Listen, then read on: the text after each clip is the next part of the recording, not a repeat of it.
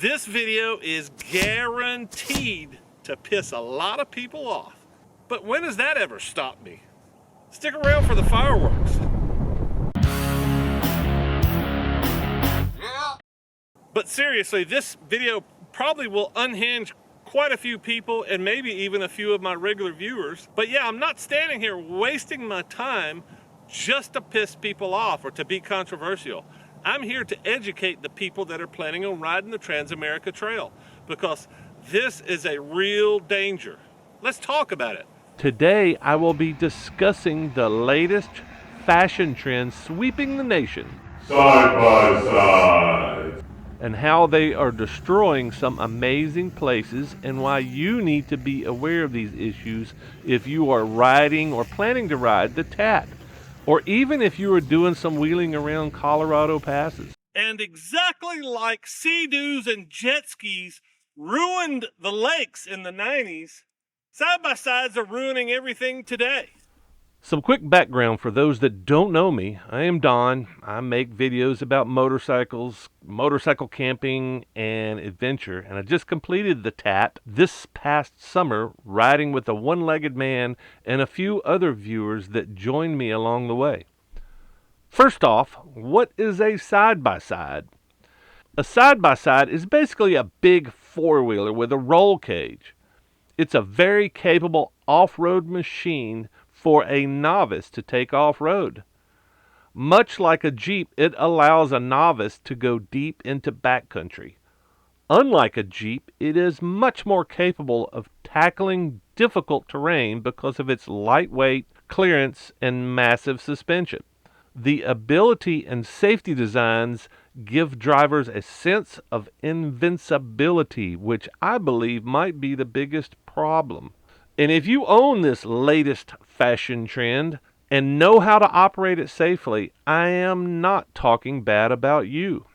But if you are driving like an idiot or letting your teenage kids operate them unsupervised, I am talking about you. This problem has been worsening over the past few years and becomes really noticeable as you approach the Rockies and the amazing county roads that wind through the Alpine Passes.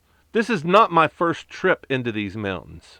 When I first started riding in the San Juan Mountains 12 years ago, there was very little traffic in the passes, mostly consisting of a few rental Jeeps with an occasional four-wheeler and a very rare dirt bike or two.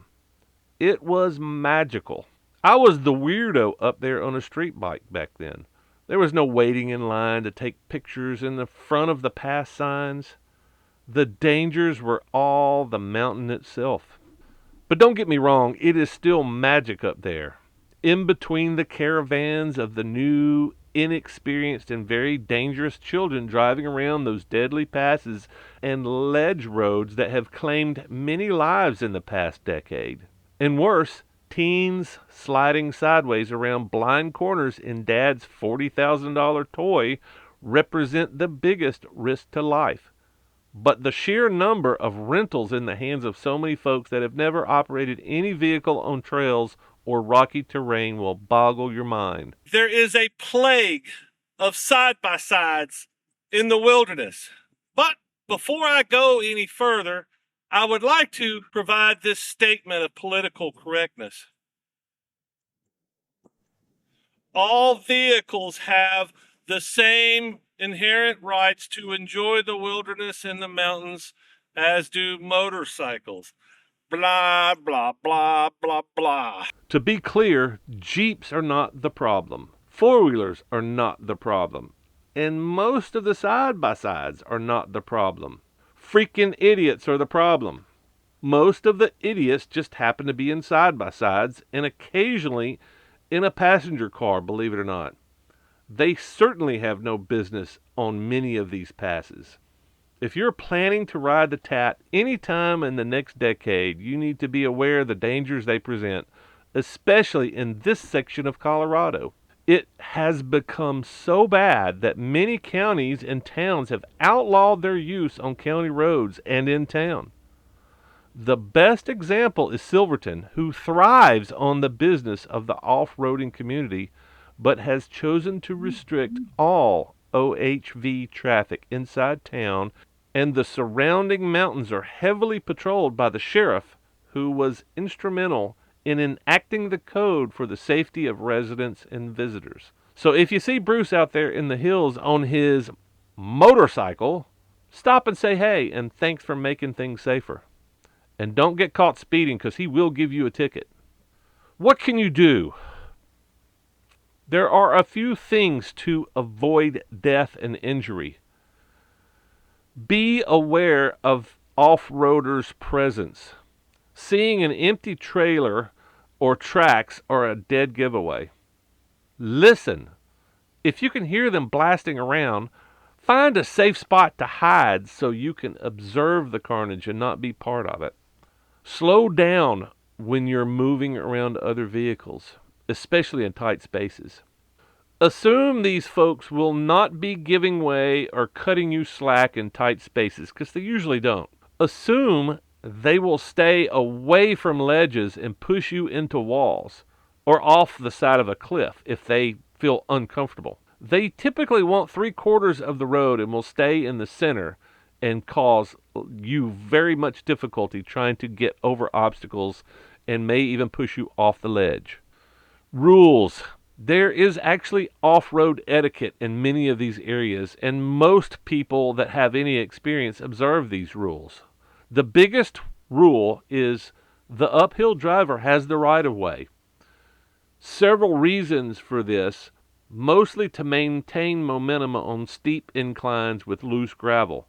But it's important that you know that you should yield to uphill drivers, and they should also yield to you, but it very rarely happens.